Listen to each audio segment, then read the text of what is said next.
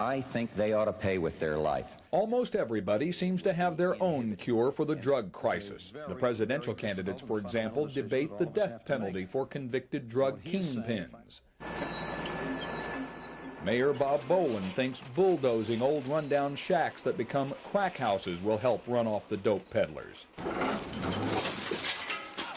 The police have their own tactics to knock down the drug trade. But not enough was happening fast enough to satisfy 38-year-old Reuben Washington last Saturday, who had watched for too long the drug pushers do their dirty work at the Prince Hall Apartments. The police say this isn't a safe place for anybody to stand. So bad here they call this Crack Alley. But this is where Reuben Washington made his last stand.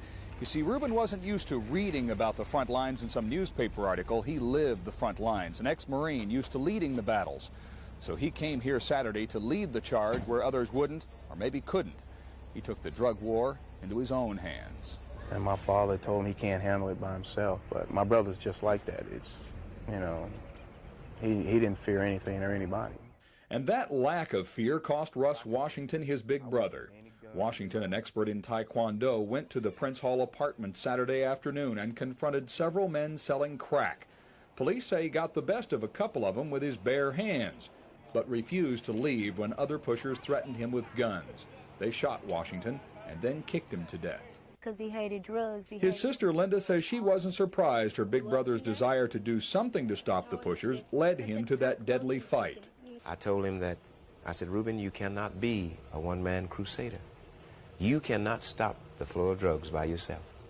I said, you have to let the law take its course. His father says he's at peace and that God will see justice done, but Reuben's brother is overwhelmed with grief. They killed the wrong brother, I can tell you that much.